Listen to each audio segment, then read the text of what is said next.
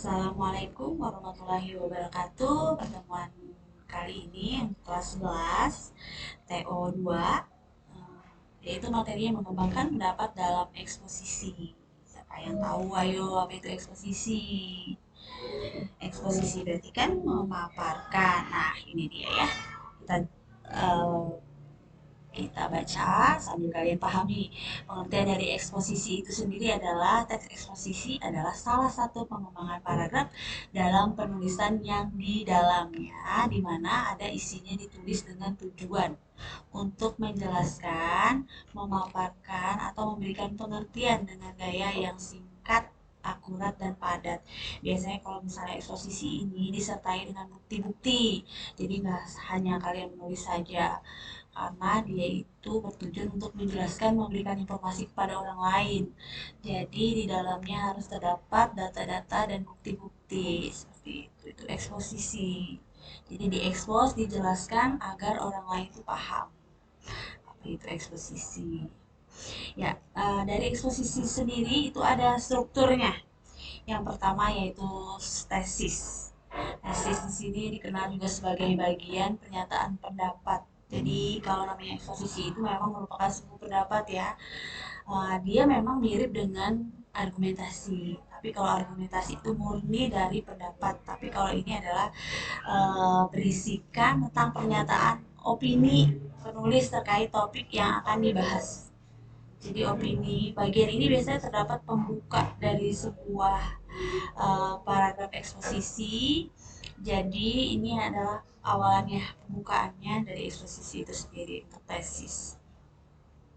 Lanjut yang kedua, hmm, adanya argumentasi. Nah, argumentasi di sini sendiri adalah bagian dari struktur eksposisi. Argumentasi menjadi salah satu struktur teks eksposisi yang memuat alasan-alasan yang berkuat argumen dari penulis dalam menyetujui atau menolak suatu gagasan. Jadi kalau kita memberikan pendapat itu harus disertai dengan bukti atau alasan-alasan yang kuat. Apakah pendapat itu bisa diterima atau tidak, ya, dari suatu gagasan itu sendiri. Dan bagian argumentasi ini penulis menuliskan fakta yang tadi saya sudah bilang ya. Fakta itu berupa pernyataan-pernyataan yang memperkuat pendapat pribadi, biasanya disertai dengan sumber-sumber data yang valid dan terpercaya, atau bisa juga dari pakar atau ahli masing-masing. Struktur berikutnya adalah penegasan ulang pendapat. Kalau yang pertama tadi adanya pembukaan, lalu adanya pendapat-pendapat. Yang ketiga ditegaskan lagi, ditulis kembali bahwa pernyataan ini adalah seperti ini. Bagian subteks eksposisi yang terakhir di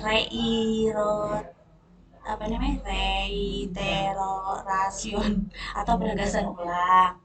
Penegasan ulang ini biasanya diletakkan di bagian penutup, jadi dijelaskan kembali. Ada kata jadi, seperti itu, ya, atau disimpulkan sekaligus di penutupan. Kita lanjut. Nah, ciri-ciri umum dari eksposisi itu sendiri adalah bersifat informatif tadi ya, memberikan informasi kepada orang lain bahwa cerita ini berupa fakta, faktanya ini, kemarin kejadian ini dijelaskan ya, apalagi yang sekarang sedang marak berita-berita yang ada di televisi, kalian bisa tahu lah ya. Jadi kita kupas secara tuntas, diberikan informasinya. Yang kedua bersifat objektif, objektif itu tidak mihak, nyata ya, apa adanya, real. Nah, berdasarkan fakta yang ketiga, kita harus melihat bukti nyata bahwa kejadian itu adalah fakta, ada datanya, ada buktinya, ada fotonya. Lalu menggunakan pronomina. Selanjutnya menggunakan konjungsi, harus ya ada konjungsi, ada pronomina, menggunakan istilah dan memakai bahasa yang baku, yang resmi, tentunya seperti itu. Oke, kita lanjut. Jenis-jenis teks eksposisi ada banyak nih, ada bersifat definisi, bersifat definisi itu pengertian ya, pengertian dari suatu ini. Nah, kalau eksposisi proses itu membicarakan tentang langkah-langkah. Kalau berikutnya eksposisi klasifikasi, klasifikasi itu pengelompokan, pengelompokan misalnya ini dikelompokkan menjadi apa.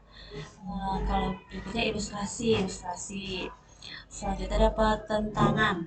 Ada eksposisi yang menyatakan pertentangan. Selanjutnya ada eksposisi analisis. Ini ada banyak ya. Analisis berarti menganalisis, meneliti. Lalu eksposisi perbandingan, membandingkan yang satu dengan yang lain. Dan yang terakhir ada eksposisi berita.